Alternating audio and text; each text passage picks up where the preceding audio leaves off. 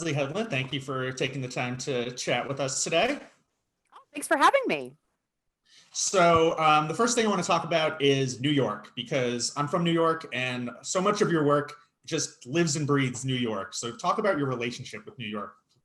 Oh, I love that as a first question. I love New York. I weirdly, I grew up in Maryland, so New York was like a very far off beautiful place to me that I always wanted to try to get to. I got the opportunity to spend more time in it when my parents moved to Connecticut when I was 16. Like I got to actually kind of get to know New York as New York. And then I got Mhm. the opportunity to go to NYU. I went to Tisch and studied theater, specifically directing theater there. And so from 99 to 2003, I went to school undergrad. I went to undergrad there. And that was really my first, like, now I live here moment. Mhm. I got to work off and on in the film industry over the course of my 20s, moved to LA for a little bit, came back to New York to shoot my first feature, Bachelorette, and then weirdly, like, never left. I kind of assumed when I started working, and especially when I made my first movie, I assumed that I would have to, relocate to Los Angeles. But the movie turned into a play that then, or a different play, but another play that, I rolled right into that. I rolled right into a pilot that shot in New York, and then I rolled right into my second feature.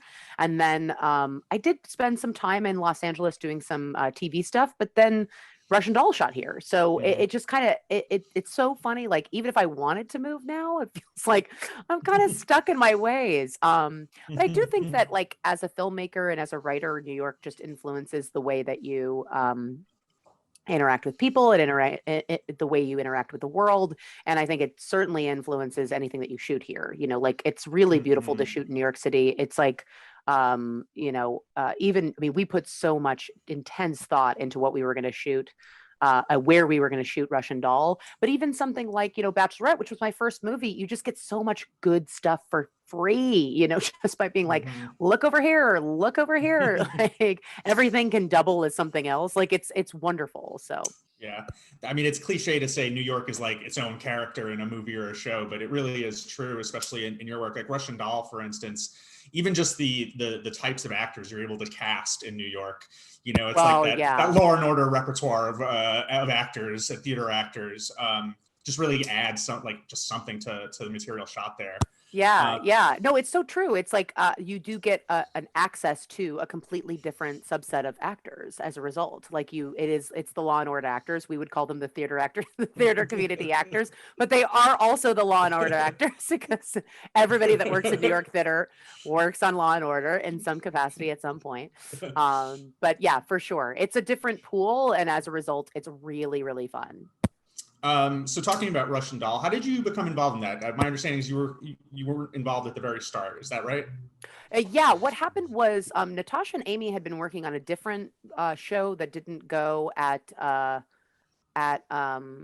oh gosh, I've forgotten what network, but it was at a network. It was at, I want to say, like an NBC or something like that. But and that happened while Natasha and I were working on Sleeping with Other People. So I was kind of had a front row seat of that kind of, and that had happened to me with a pilot as well. Like it's like I understand that, you know, that type of um I don't know, heartbreak, I guess, of like a pilot not going forward. You've spent all of this time, you've, invested all of this energy, and then that's what's up. Mhm. And so I remember her and I talking about, I think they passed like right around the time that we were shooting. So we were talking about that a lot. And then when I was editing, so this was like 2014. So I was editing the movie, and, we would just talk every once in a while about this like phantom show that was going to come from the ashes of that concept. Like, she didn't want to give up on the idea of like a lot of the things she wanted to tackle with that show, and obviously Amy and she and I would get together. We would pitch ideas. We would talk back and forth. I remember there was this like really great dinner that we had in Los Angeles. Like that's the thing. I would wherever we ended up being, we would like get together and talk about this show quote that we were going to Mhm. do, and I think it really beefed up into an actual pitch around the end of 2016, like around the election. the last election that we had. That was around the time. Oh no, I'm sorry. It was before that. That was around the time when we finished the script. That was when we finished Okay. the pilot. So it must have been like earlier in that year that we pitched it to Netflix, and then they picked us up as a series in 2017. We started the writers' room end of that year, and then we shot, color corrected, edited, wrapped it all up in 2018, and then they had decided that the release date was going to be Groundhog Day 2019. So we actually had finished it way before it came out. Like, it had been done for a while, and we were Oh, all wow. kind of like, but that's the trajectory. You didn't ask me for the whole spiel. No, that's fine. That's the That's whole all. spiel. It's always interesting to hear how something comes from, like, just an idea or conversations with people to the actual, release. Yeah, that's 5 years. I mean, that's 2014 to 2019. Like, it's Yeah. like, it truly was like a really long, gestation development period. And, it went through so many different iterations of what it was going to be. But there were a lot of things that were always pretty, standard, which was like the character of Nadia, what she was specifically dealing with, a lot of the characters around her, like, Maxine and Horse, the guy in the park was always a guy, and Ruth was always a character, so it was like there were a lot of different lot of things that changed over time, and then a lot of things that kind of always stayed the same. What's it like writing for like such a strong personality like Natasha Lyonne? I would imagine, knowing she's playing a role, you're writing it different than you would write it any other role. Oh, it's like, oh yeah. I mean, it's a dream. It's actually kind of, I prefer, I don't know if it's because I come from theater or like I'm married to an actor, but I actually kind of prefer to know who I'm writing for. Obviously that's not always the case. A lot of times especially on the stuff I'm working on right now, like that's just not the way that's not the process of putting that project together. But I wrote Sleeping with Other People for Sudeikis. I just met Sudeikis at like a general meeting, and we hung out for a couple hours, I think like 2 or 3 hours. And then I went home and I whipped up this like very brief treatment and sent it over to the guys at Gary Sanchez and said, I just had this idea talking to this dude, and I just think this is kind of a good part for him. And I was kind of inspired by his vibe and his look. And I'd like to write this, When Harry Met Sally's for assholes. And they were like, yeah, go for it. Knock yourself out.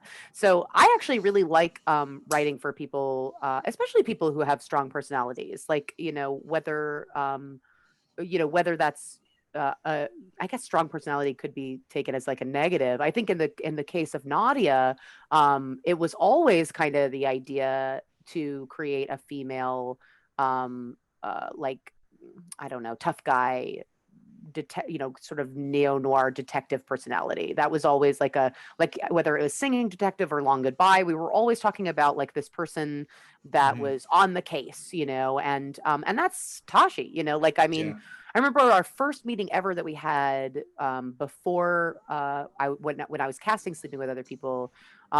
She, I was asking her about her accent, and I was like, "Where are you from?" Like, it's like, and she was like, "What planet are you from?" I was like, "What planet are you from?" She was like, "This is just how I talk, like this is just me, like, and she told me where she was from too, but I don't remember any of that. All I remember is just being like, "You're from a different planet," I think. So yeah, I mean, I don't know. I think it might be harder for other people, but for me, I really enjoy it. I think it's like, you get to haunt somebody's house for a while and kind of like talk like them.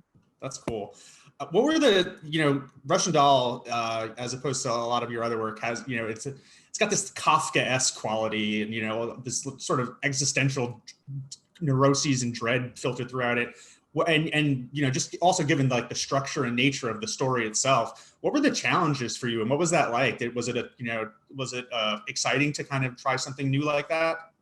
Yeah, I mean, the structural challenges were immense. I mean, starting a show like that one, I feel like if you're doing a time loop storyline, you can either just go like, there are basically different versions of that story. You can decide to really get the rules right and make the world building sound, or you can kind of leave a lot up to the imagination of the viewers, or you can do neither of those things. I guess, and then it's not good. But But I think that we were very clear on the rules for it early on, and it was more about how are we going to utilize those rules and exactly how much can we maximize narratively within this container, and that was very difficult. Like once we had married ourselves to what the rules of this universe were, I found that to be both enormously challenging because it meant you had to really come at story points both from your right brain and your left brain, as opposed to just, does this emotionally feel right? Is this visually telling a story? Great, let's move on. It's like, wait, but does it also check all these boxes among the, rules that we set up for time travel and, of course, the world building of this particular place? One of the reasons, going back to what you were talking about with New York, like one of the reasons we set it specifically in the East Village was not just because of, the immense history that area has in New York, and obviously the immense personal history that, Natasha has with it, but also because most time loop stories do take place in some form of a snow globe, like whether it's Bedford Falls and It's a Wonderful Life, or Hill Valley and Back to the Future, or Groundhog Day, Puxatawny, and it all. You want to restrict yourself geographically. So that was actually one restriction that was fun, that was awesome. It's like we can't go above 14th Street, we can't go below this. Like we have to. It has to take place around, and we cheated like I think one location in an area that wasn't the East Village, but most of it was shot right there. And yeah, so sometimes those restrictions can be really frustrating, and sometimes they're really, really great. As far as like the existential dread of it all goes, I mean, like, listen, I'm a writer, so like I love it and I also hate it. Like there's a lot of hair pulling out. There's a lot of like sleepless nights, spent kind of thinking about how am I going to emotionally resolve something that doesn't feel emotionally resolvable. And yet you do it, like you do it, and you figure it out. So it's both a challenge and something that is kind of fun, like when you crack it. And I think that finding some joy in dealing with like the stranger or more complicated things in life, whether it's hard comedy or just kind of a bit of wonderment, is always something that I've been interested in doing in my work. I want to touch on something you mentioned. So you talked about sleeping with other people, and kind of your pitch for it was like Harry Met Sally, but with assholes. And I feel like, I don't want to say your filmography is full of assholes, but you have a lot of complicated characters. I mean, going back to Bachelorette, even there's a lot, those relationships and characters there's a lot of fraught stuff there. And what is it about those types of characters that attracts you?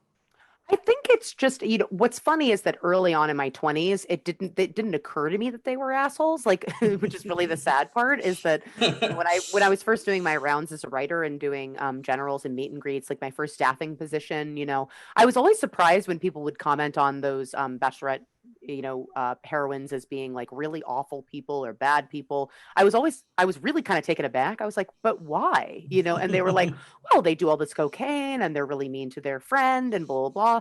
And I guess for me, I had not realized how bad behavior would be crystallized in terms of like what how, that essentially your audience allegiance to them, because I had always been attracted to complicated, weird characters, like characters that were like, listen, I also love the kind of uncomplicated heroes, like, of course, Sure. but I guess I never really thought of them as like bad people, quote, bad people or quote, assholes, because I saw their behavior as just like under the circumstances, Sure. normal. And I don't know if that means that I normalize bad behavior in my own life. Maybe that reflects poorly on me, but I think it was more that I just can really drum up a lot of compassion for, or at least empathy for amoral behavior. Like even if like immoral behavior sneaks in there as well. Like I think always in all great pieces of work that I would not include my work in, but like, and a lot of the stuff that I love, like the True Detectives, for example, Sure. like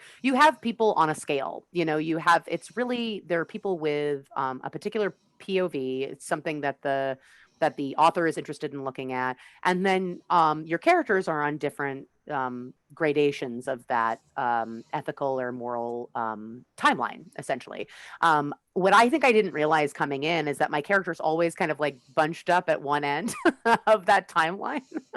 And I didn't really think about it much because I think that the area that I was looking at was so small.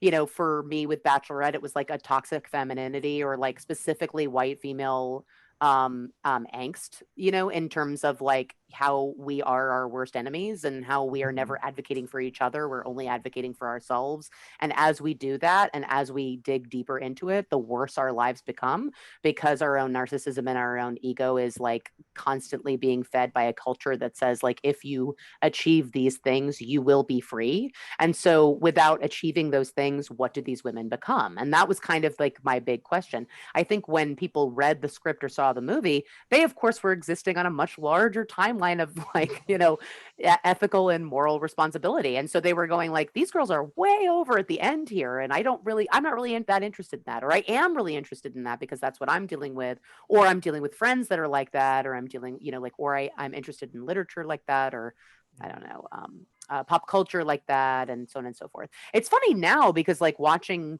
you know, at the time I got like a lot of, you know, kind of feedback about how unlikable my characters were. But now when I watch like, you know, like YouTubers, vloggers who Mhm. are like 19 or 20 and they're all like, you know, using the F Assholes. word and like they're all like saying fuck and they're like, you know, farting on camera and stuff. I'm like, oh, this is the kind of stuff that like, you know, 12 years ago everyone was like, no, you can't show women doing that. You know, it's like, and it's like Yeah. here's a whole generation that's very used to documenting their behavior, good or bad. And so like Mhm. as a result, I think that, you know, a lot of times my characters that are considered assholes, I think as we time moves on, like people will just have a broader sense of what that means. Yeah. I think especially, you know, for in like the case of Bachelorette, it being female characters, like cinematically, there's a sort of expectation for what you know the types of behavior you'll see, you know, and the types of friendships between women you see on screen, and you know, they're That's not exactly always, right.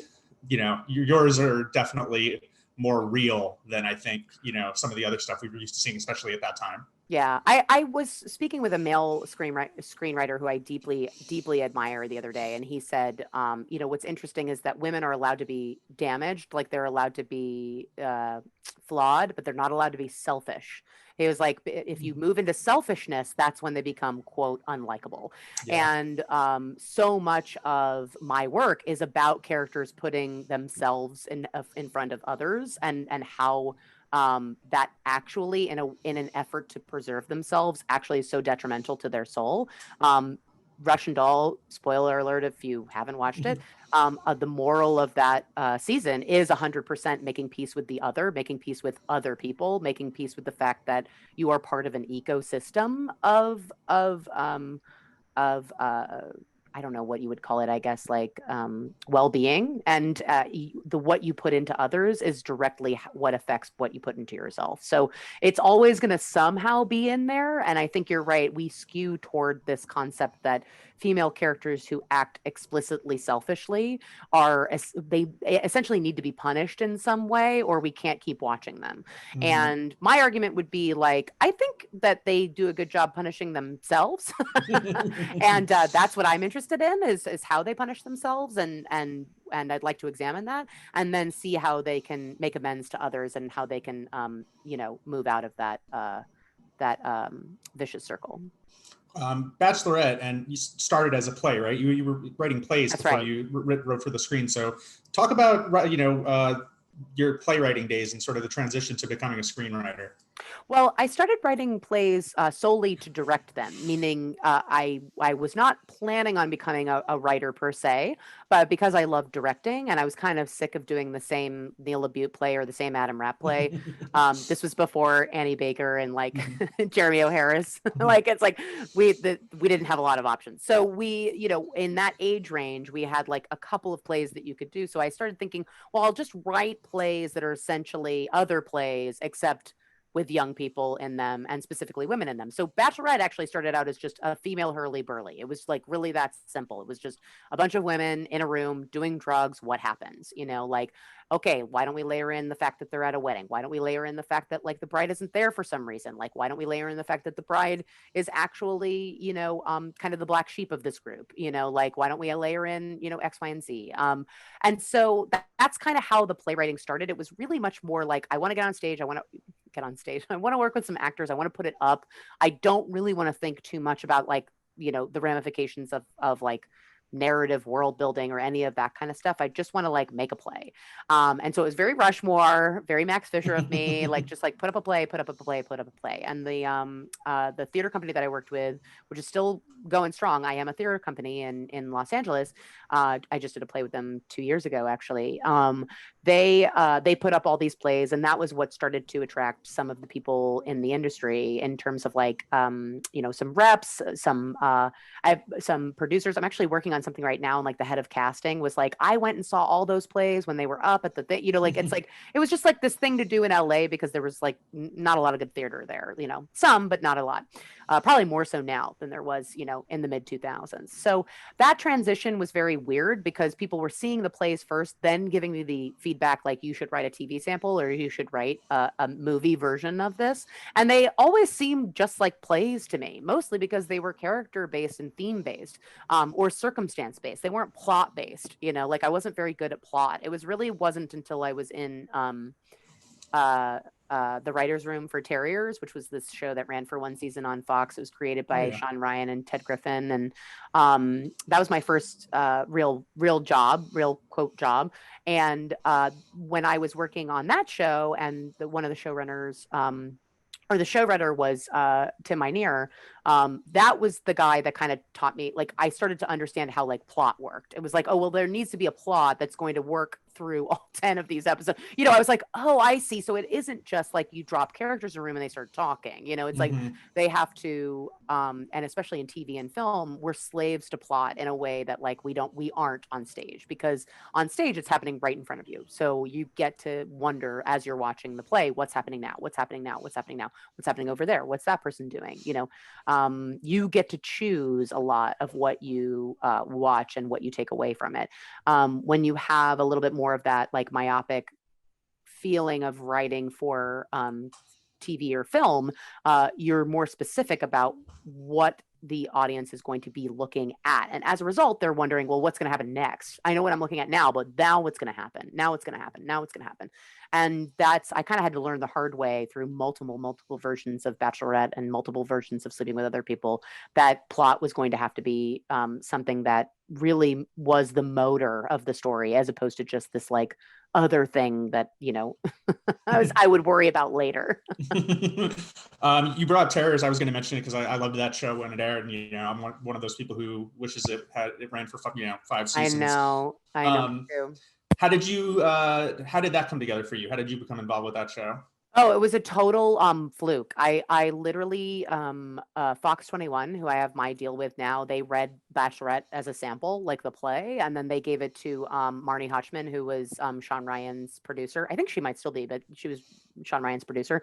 And I came in for, a couple different meetings with the studio first, then with the producers, and then finally with, the creator and the showrunners. And I was really kind of shocked that I made it that far. I will never forget like going in for that interview and kind of talking and being like, not really sure what I was talking about. And then leaving the Fox lot and then waiting for the bus to come and take me like all the way back to like Hollywood. I mean, it was really kind of wild. I just never thought I would actually get it. I didn't have, I was in the guild, but I didn't have a lot of, credits beyond like writing a bunch of plays for this black box theater. So, but I think that they really liked my take in that interview. I think they really liked, I think Ted really liked that I knew film, like that I knew the films he was referencing, like Harper and The Long Goodbye, and that Britt Pollock and Brick Pollitt were like, the inverse of each other from like Cat on Hutch and Roof, like it's like I think he liked that I knew what world he was living in, and I think that Sean really responded to the fact that like I understood that Hank's behavior wouldn't, that or bad behavior, as we're talking about, narcissistic, ego-driven behavior, wouldn't necessarily end just because he had stopped drinking. Hmm. Like I kind of talked a little bit about like, especially from doing a whole play about addiction and women doing drugs and, all that kind of stuff. I was like, a lot of this is centered in the mind or in the soul or in the spirit. It really doesn't have, like, just because Hank stopped drinking doesn't mean he isn't going to do things like, buy his old house back, like, and Hmm. then be a dick about it, like, like, so yeah, so I think I think listen, you never know what gets you a job, but I would say those were the things that I felt the most confident talking about in the room. And then when they called me to tell me I got the job, I was like beside myself. I mean, I fell over. I was just like, I'll never forget. I was like sitting, like I was living on a couch in a studio apartment with another girl, and I was sitting on this couch and I was like, like I was just like, oh my God, I'm a real writer. And I agree with you. I think that show could have gone for so much longer. I think it was really just kind of almost bad timing because it was right before, the advent of streaming and the advent of Hmm. like alternative Yeah. platforms, and I think if it had been FX on Hulu, I think it probably would have run for a long time. Yeah, it's like where Breaking Bad didn't really break through until it was on Netflix, and like after the third season and viewership shot up. I feel like Terriers, yeah, if it had come at a different time, it might have had that same sort of trajectory.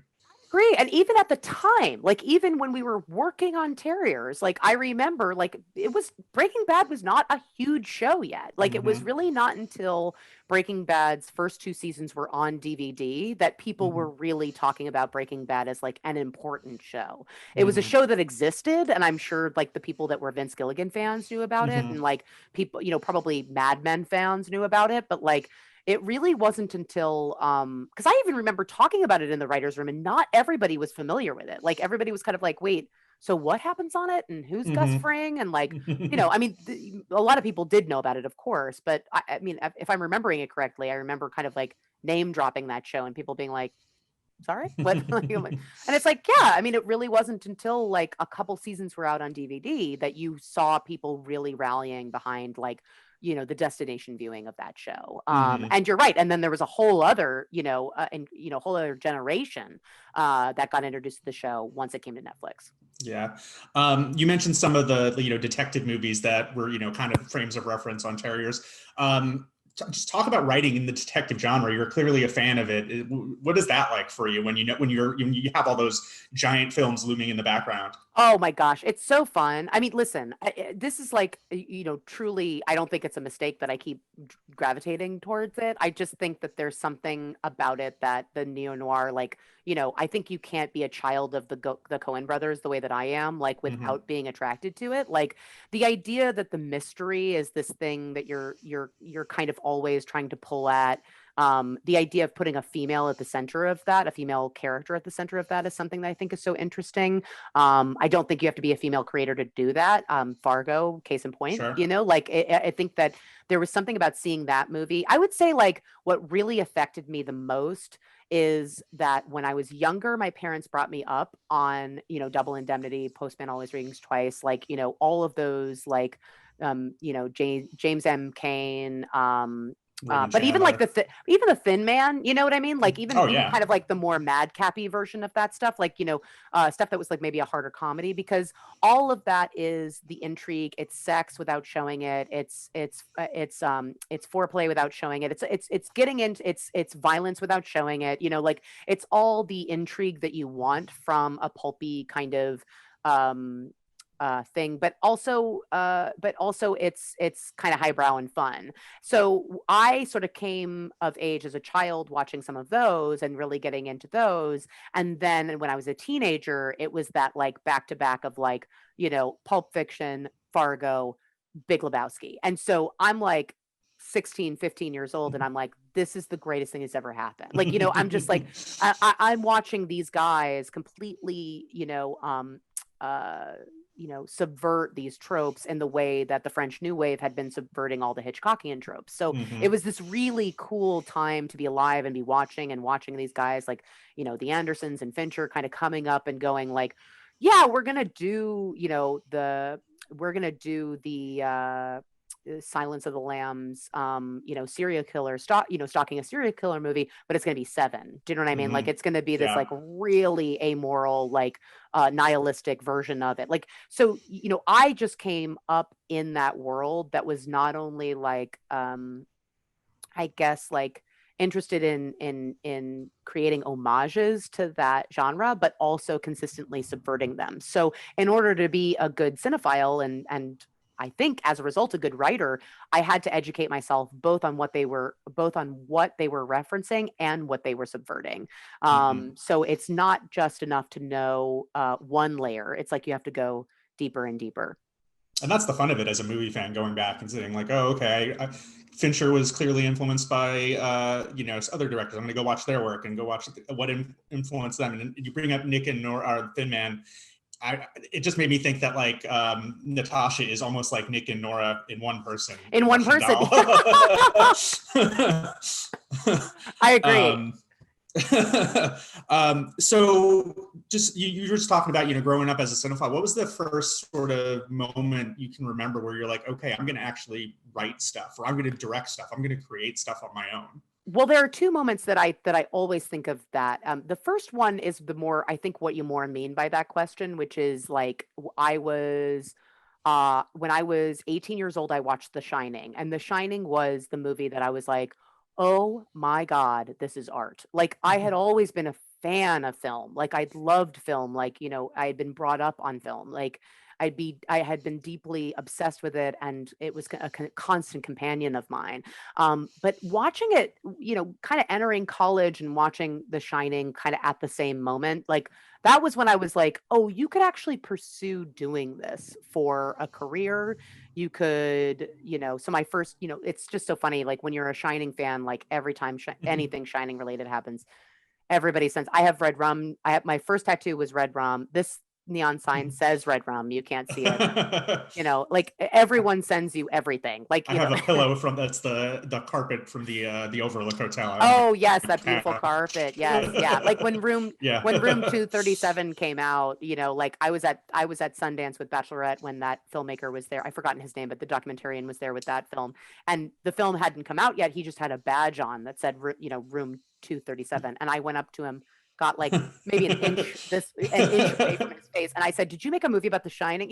Like, and he was like, yes, I did, But I'm such a Shining nerd now that like I'm at the point where like I'm watching the Haunting of Bly Manor, and what's her name? This isn't a spoiler, but like in the pilot, Clayton like closes the door. I think her name is Miss Clayton. She closes the door, and Danny, yeah, that's her name. She closes the door, and the room number is 217, which was the original name of Mhm. original number for that room, but then they made Kubrick change it, and I mean, like, yeah, I'm that person. So That deep. it's that deep. I'm like that level of like, and then this thing happened, and let me tell you what he said about this stuff, and like, the archives, the whole thing, like all of that stuff. So that was the real like, that was the real moment where I was like, yeah, I want to try to do this, which is a big.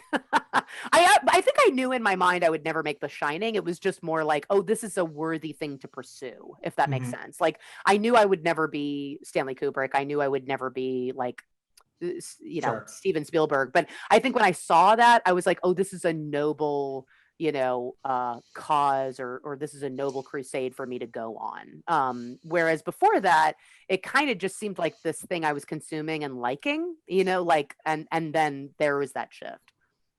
Um, and then, so how do you go from there to sort of the practical steps of breaking into the industry? What was your sort of journey from there? Well, yeah, I mean, that's harder. I mean, like, truly, I think if anybody is listening to this and kind of thinking about going into it, it's like at some point, like, being a writer and writing goes from being aspirational to being like, uh, I don't know how to put this, but like a job. Like, it just becomes chop wood, carry water. Like, when I'm writing, and especially when I'm on deadline, I sit down at this desk, I turn on like my, Pomodoro timer, and I do like 25 minutes on, 5 minutes off. Like I just write and write and write, and I don't when I was 21, 22, first kind of dabbling, I would just spend hours writing. I would stay up all night writing, like it was just like, I would just, anything that came to my mind, I would put down, and like every once in a while, yes, something will strike you.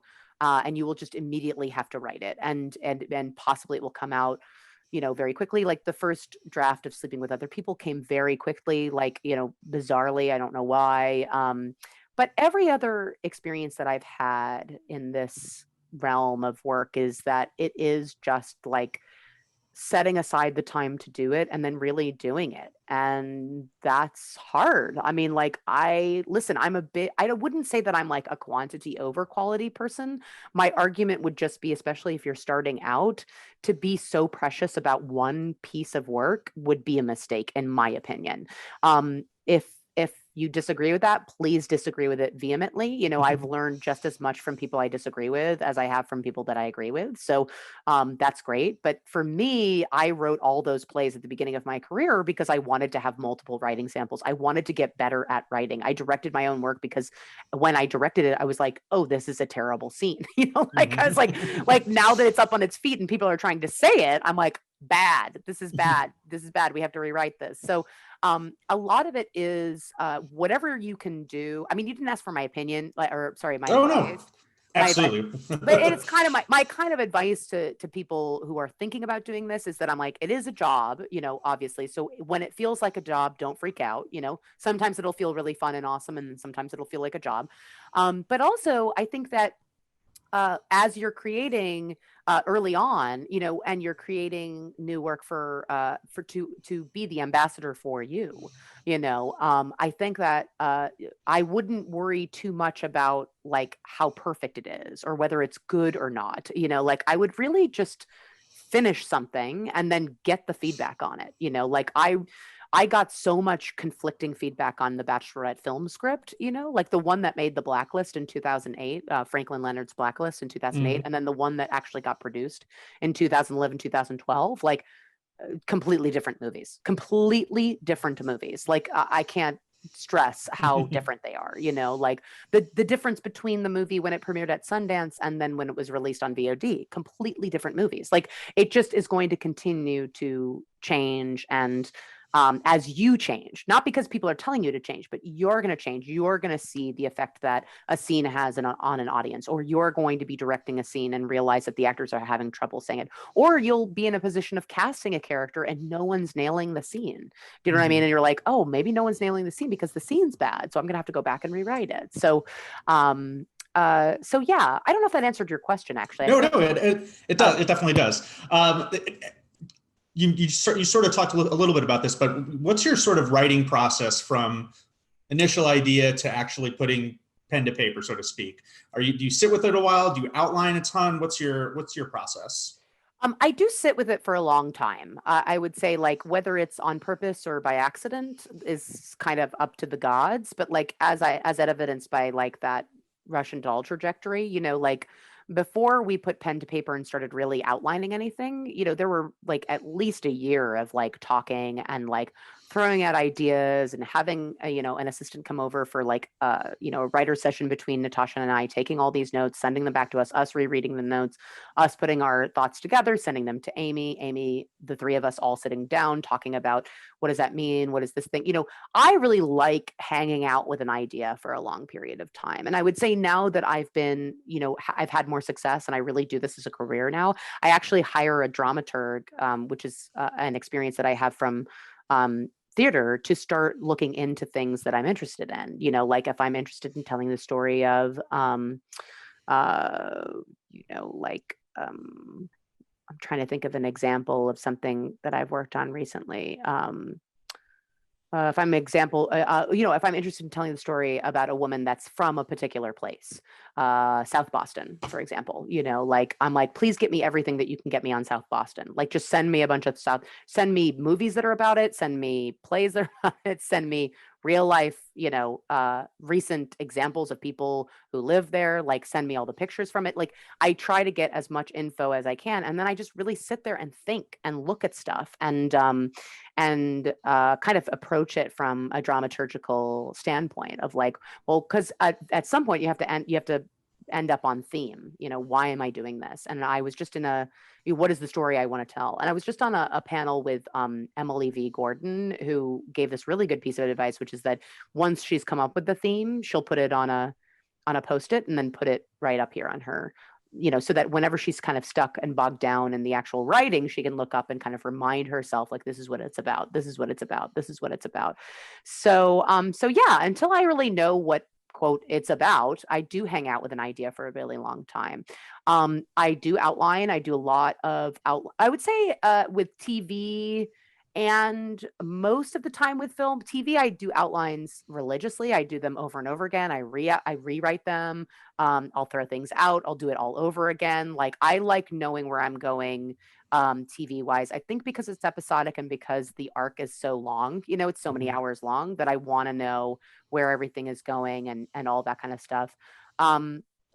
But I would say that at times in TV and definitely in theater, I like to not know where I'm going, and so I will start writing without knowing where I'm going. Or I'll start the process of breaking an episode without really knowing where I'm going, and I'll start writing, and see what happens. But I know some people really like that. I've noticed, like, in my travels, there are some writers that really will, like, they're like, I can't do it unless I write it out. Like, I can't actually see it. So I get that that's their process as well. But I like to do a lot of outlining. I really get into the pitch process as well.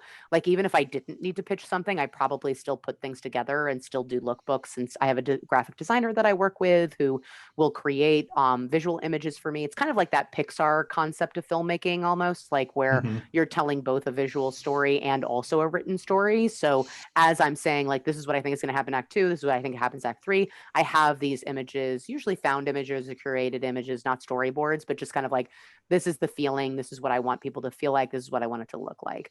And then, yeah, the actual writing process, like I said, it is like, I time it. I literally sit there and I go, you have to do 4 sessions today, you have to do 10 sessions today, and you just sit there and you just go. It just depends on what the deadline is. Like, if I'm on deadline, it's like, you're doing 10 sessions today, like, end of story. Like, even if you get nothing written, you have to sit here for 4.5 hours and time yourself.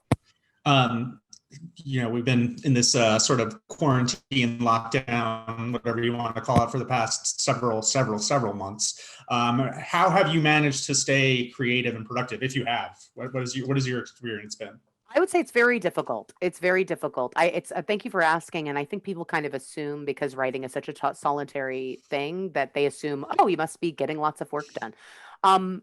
I think that's true for some people and some people not. I'd say I've come out somewhere in the middle, where there are times where I am very prolific, and I have been able to keep my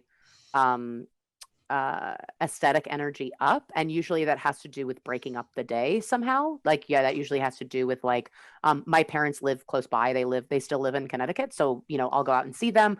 Boom. Great. That's like a nice, like, we've made a pod, like, it's all good. Like, I get to, like, be in a different place. Everyone's safe. Like, it's all right.